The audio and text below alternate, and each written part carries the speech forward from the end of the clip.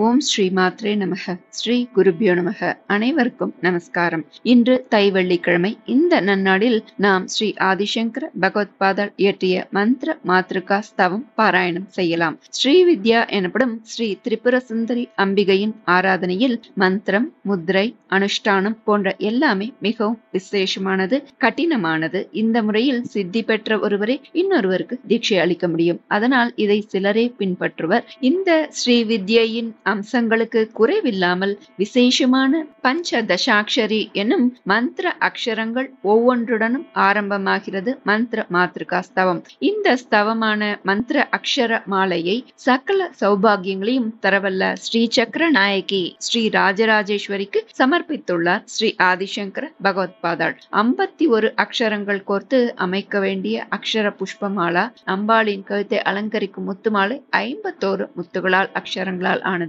அதை 17 ஸ்லோகங்களில் அடைத்து அத்துடன் பஞ்சதசி ஷோடசியையும் அதில் மறைத்து அந்த ஸ்தோத்திரத்தை ஸ்தவமாக, அதாவது அம்பிகையின் மானசீக பூஜையாக அமைத்து ஸ்ரீவித்யாவுக்கு இணையாக நாமும் அந்த ஜெகதம்பா பராசக்தி பேரருளை பெற அனுகிரகம் செய்துள்ள பகவத்பாதாள். இந்த ஸ்தவத்தை சொல்வதால் ஒரு பரிபூரண மானச பூஜா செய்ததற்கு இணையாகிறது. இந்த மந்திர அக்ஷர மாலையினால் அம்பிகையை யாரொருவர் துதிக்கிறார்களோ அவர்கள் சித்த சுத்தி அடைவார்கள். அவர் மனம் அமைதி கொள்வது மட்டுமல்லாமல் அவரது மனதில் தேவி நர்த்தனம் புரிவாளாம். வாக்கில் சரஸ்வதியும் அவர்களின் இல்லங்களில் லக்ஷ்மியும் நிரந்தர வாசம் செய்வார்களாம். அவர்களுக்கு எந்த குறையும் இருக்காது. இதில் துளியும் ஐயம் இல்லை அப்படின்னு இந்த ஸ்தோத்திரத்தோட பலஸ்ருதி சொல்றது. எந்த பக்தனுக்கும் இதைவிட வேறொன்றும் தேவையில்லையே. அதனால் இந்த ஸ்லோகங்களை பக்தி ஸ்ரத்தையுடன் படித்து துதித்தால் அம்பாளின் கருணை நிச்சயம் கிடைக்கும். எல்லோரும் இந்த தை வெள்ளிக்கிழமை தினத்தில் ஆதிசங்கர பகவத்பாதாள் அருளிய மந்திர மாத்ருகா ஸ்தவம் சொல்லி அன்னையை போற்றி எல்லா மங்களங்களையும் அடைவோம். இந்த ஸ்தோத்திரத்தை பற்றி தேடும்போது ஸ்ரீ ராஜராஜேஸ்வரி மாத்ருகா மந்திர ஸ்தவம் என்ற இதே போன்ற ஒரு ஸ்தோத்திரம் கிடைத்தது. அதனால் இந்த நன்னாளில் சக்தி வாய்ந்த இந்த 2 மந்திரபூர்வமான ஸ்துதிகளையும் பாராயணம் செய்து பலன் பெறுவோம். மந்திர மாத்ருகா புஷ்பமாலா ஸ்தவஹ பார்வதி மானச ஸ்தோத்திரம் ச. ஸ்ரீ கணேசாய நமஹ.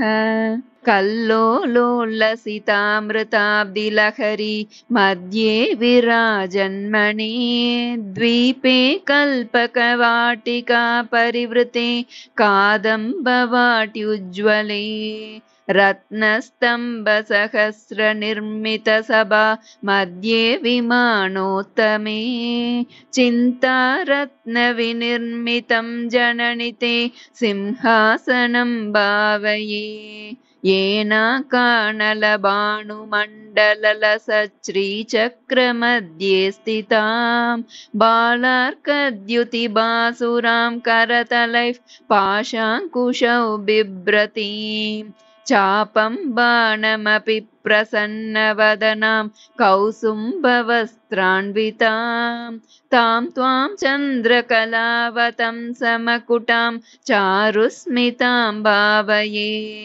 ईशानादिपदं शिवैकफलदं रत्नासनं ते शुभं पाद्यं कुङ्कुमचन्दनादिभरितैर्र्घ्यं सरत्नाक्षतैः शुद्धैराचमनीयकं तव जलैर्भक्त्या मया कल्पितं कारुण्यामृतवारिदे तदखिलं सन्तुष्टये कल्पतां लक्ष्ये योगिजनस्य रक्षितजगज्जाले विशाले क्षणे प्राळेयाम्बुपटीरकुङ्कुमलसत्कर्पूरमिश्रोदकैः गोक्षीरैरपि नारिकेलसलिलैः शुद्धोदकैर्मन्त्रितैः स्नानं देवि धिया मयैतदखिलं सन्तुष्टये कल्पतां ह्रीङ्काराङ्कितमन्त्रलक्षिततनो हेमाचलात् सञ्चितैः रत्नैरुज्ज्वलमुत्तरीयसहितं कौसुम्भवर्णां शुकं मुक्ताहारविभूषितं भक्ता सन्तति यज्ञसूत्रममलं सौवर्णतन्तूद्भवम् दत्तं देवि धिया मयैतदखिलं सन्तुष्टये कल्पताम् हंसैरप्यतिलोभनीयगमने हारावलीमुज्ज्वलाम् हिन्दोलद्युतिहीरपूरिततरे हेमागदे कङ्कणे मञ्जीरौ मणिकुण्डले मकुटमभ्यर्देन्दुचूडामणिम् नासामौक्तिकमङ्गुलीयकटकौ काञ्चीमपि स्वीकुरु सर्वाङ्गे गणसारकुङ्कुमगणश्रीगन्धपङ्काङ्कितम् कस्तूरीतिलकञ्च पालपलके गोरोचनापत्रकम् गण्डादर्शनमण्डले नयनयोर्दिव्याञ्जनं तेञ्चितम् कण्ठाब्जे मृगनाभिपङ्कममलं त्वत्प्रीतये कल्पताम् कल्हारोत्पलमल्लिकामरुवकैः सौवर्णपङ्केरुहैर्जातीचम्पकमालतीवकुलकैर्मन्दारकुन्दादिभिः केतक्यकरवीरकैर्बहुविधैः क्लृप्तास्रजो मालिका सङ्कल्पेन समर्पयामि वरदे सन्तुष्टये गृह्यताम् हन्तारं मदनस्य नन्दयसि यैर्भृङ्गावलिनीलकुन्तलभरैर्बध्नासि तस्याशयम् ताणीमाणि तवाम्बकोमलतराण्यामोदलीलागृहान् यामोदाय दशाङ्गगुग्गुलुघृतैर्धूपैरहं धूपये लक्ष्मीमुज्ज्वलयामि रत्ननिवहोद्भास्वत्तरे मन्दिरे मालारूपविलम्बितैर्मणिमयस्तम्भेषु सम्भावितैः चित्रैर्हाटकपुत्रिकाकरधृतैः कव्यैर्घृतैर्वर्धितैर्दिव्यैर्दीपगणैर्दिया गिरिसुते सन्तुष्टये कल्पताम् ह्रीङ्कारेश्वरि तप्तहाटककृतैस्तालीसहस्रैर्भृतम् दिव्यान्नं घृतसूपशाकभरितं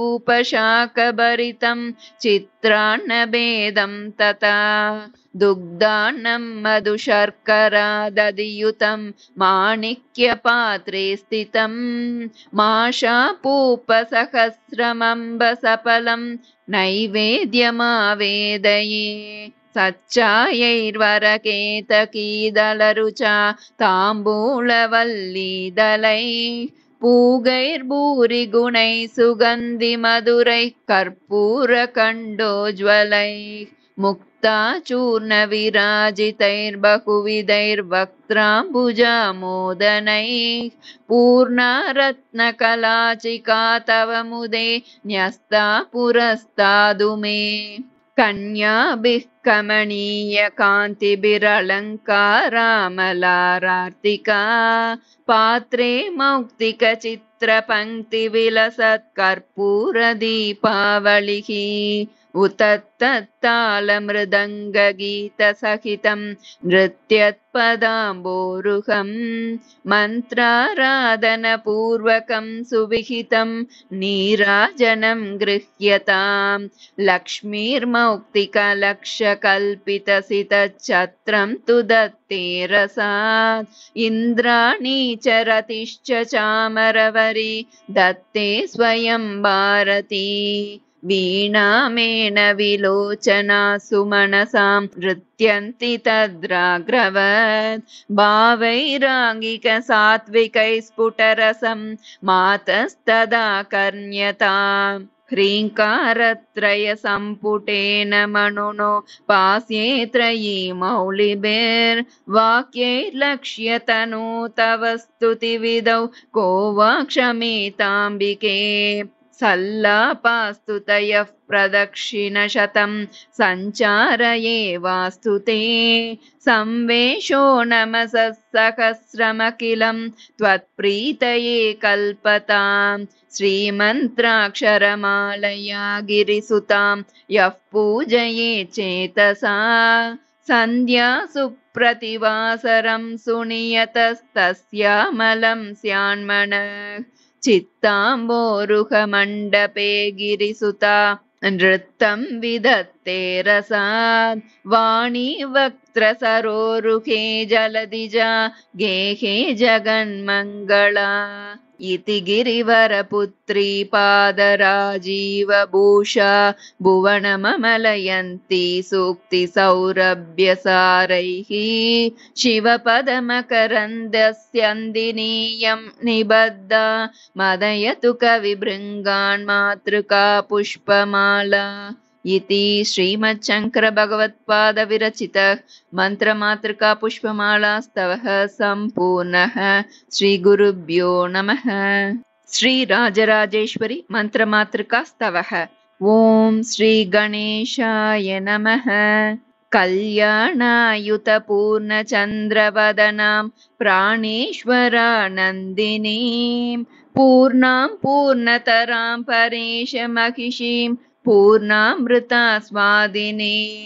सम्पूर्णां परमोत्तमामृतकलां विद्यावतीं भारतीं श्रीचक्रप्रियबिन्दुतर्पणपरां श्रीराजराजेश्वरीम् एकारादिसमस्तवर्णविविधाकारैकचिद्रूपिणीं चैतन्यात्मकचक्रराजनिलयां चन्द्रान्तसञ्चारिणीं भावाभावविभाविनीं भवपरां सद्भक्तिचिन्तामणिं श्रीचक्रप्रियबिन्दुतर्पणपरां श्रीराजराजेश्वरीम् ईहादिक्परयोगिवृन्दविदितां स्वानन्दभूतां परां पश्यन्तीं तनुमध्यमां विलसिनीं श्रीवैखरीरूपिणीम् आत्मानात्मविचारिणीं विवरगां विद्यां त्रिबीजात्मिकां श्रीचक्रप्रियबिन्दुतर्पणपरां श्रीराजराजेश्वरीम् लक्ष्यालक्ष्यनिरीक्षणां निरुपमां रुद्राक्षमालाधरां त्र्यक्षार्धाकृतिदक्षवंशकलिकां दीर्घाक्षि दीर्घस्वरां भद्रां भद्रवरप्रदां भगवतीं भद्रेश्वरीं मुद्रिणीं श्रीचक्रप्रियबिन्दुतर्पणपरां श्रीराजराजेश्वरीम्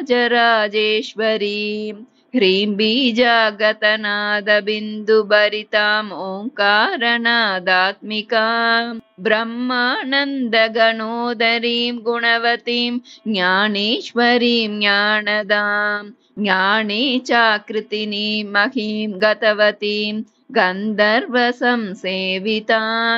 श्रीचक्रप्रियबिन्दुतर्पणपरां श्रीराजराजेश्वरीम् हर्षोन्मत्तसुवर्णपात्रभरितां पीनोन्नतागूर्णितां हुङ्कारप्रियशब्दजालनिरतां सारस्वतोल्लासिनीं सारसारविचारचारुचतुरां वर्णाश्रमाकारिणीं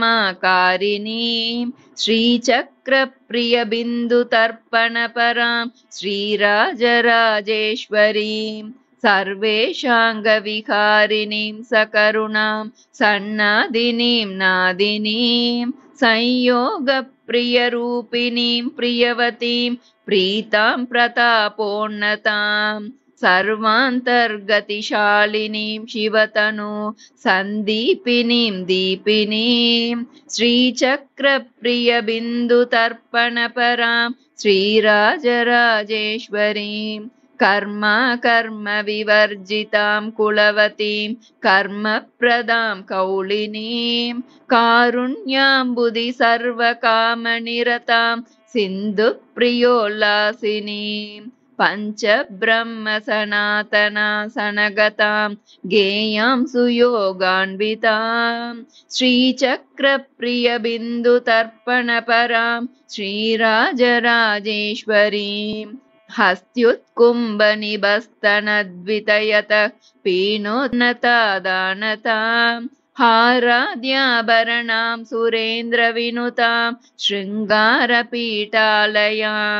योन्याकारकयोनिमुद्रितकरां नित्यां नवार्णात्मिकाम् श्रीचक्रप्रियबिन्दुतर्पणपरां श्रीराजराजेश्वरीं लक्ष्मीलक्षणपूर्णभक्तवरदां लीलाविनोदस्थितां लाक्षारञ्जितपादपद्मयुगलां ब्रह्मेन्द्रसंसेवितां लोकालोकितलोककामजननीं लोकाश्रयाङ्कस्थितां श्रीचक्रप्रियबिन्दुतर्पणपरां श्रीराजराजेश्वरीं